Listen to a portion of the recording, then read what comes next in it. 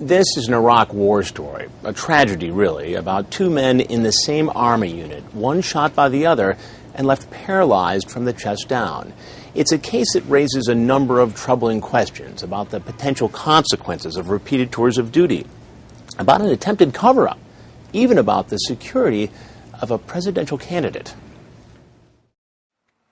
My name is Dwayne Cole, and this is what happened to me in Iraq. I was a resident of Brooklyn, New York, 28 years old. I was a member of the U.S. Army Reserve. I did 2 tours in Iraq. The first tour was 04-05, Camp Anaconda. See, the sun is out now, it's getting on bright. My second tour was 06-07 at QS Base.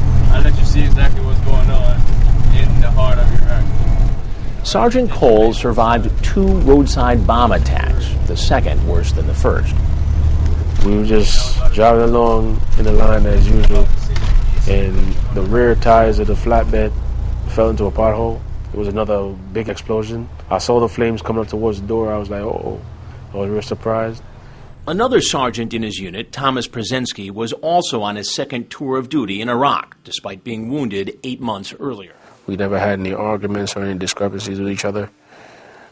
So I have no idea at this minute to tell why he actually shot me. Sergeant Cole tells it like this. He was visiting friends in their living quarters at about 1 a.m. He sat down on a bunk, browsed through a car magazine. Sergeant Przensky was watching television. Then after that, I saw him pull out the 9mm from beside him. So I went back in the magazine. I just kept my eyes in the magazine. Then I heard him say, "You know I'm going to shoot you, right?" And I said, "Shoot me?" I said, "For what?" Did you think he was just playing? Yeah, I think he was just joking around or something. So I just ignored what he was saying. Went back in the magazine. I was browsing through the magazine. Then he's like, "I'm going to shoot you." Then he said, "Well, hear this. Since you could dodge IEDs, let me see you dodge this bullet." Meaning the 2 explosions you survived? Yes.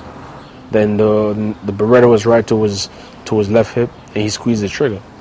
Then I was shot. I lost so much blood. My whole PT uniform was red.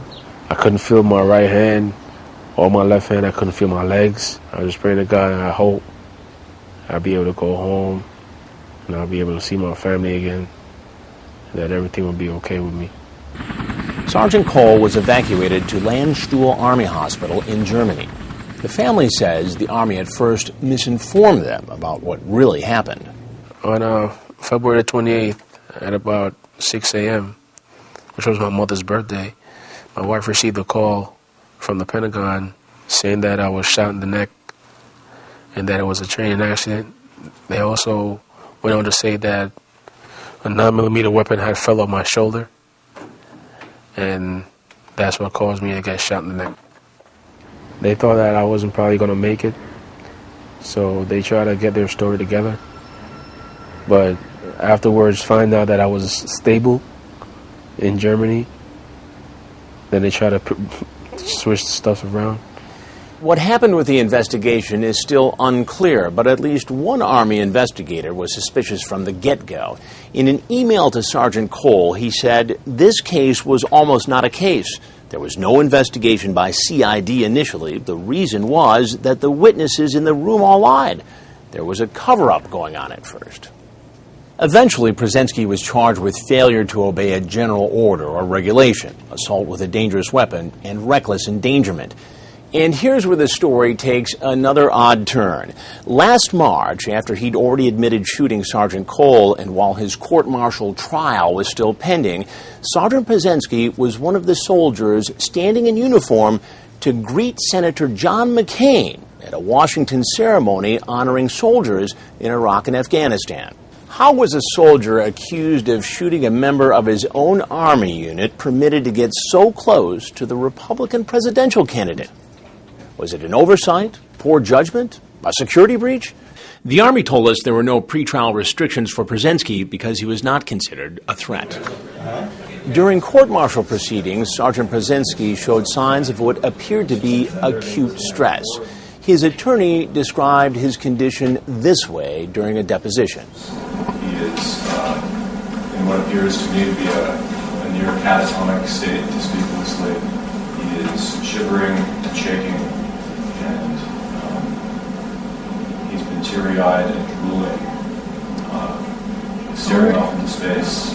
During his trial this summer, Przensky acknowledged drinking alcohol on the night of the shooting. He testified that he did not recall key moments of the incident. A military judge convicted Przensky on all counts. He faced up to 13 years in a military prison, but was sentenced to 4.5 years and is now seeking clemency. Sergeant Cole is expected to spend the rest of his life in a wheelchair. I haven't really lived much of a life. I'm still young. I'm 28 years old. As you can see my present condition, I can't really do much for myself. Someone has to be there to do for me what I can't do for myself. I have no idea if I'd even be able to have any kids in the future, which really just tears me apart. I always pray to God that I'll be able to recover from this, but I don't know, to be honest with you. Sergeant Przensky declined comment through his attorney, but in an email he sent to Sergeant Cole 5 weeks after the shooting, he said, "I want you to know that I have never been more sorry in my life. That night was a mistake, a total accident."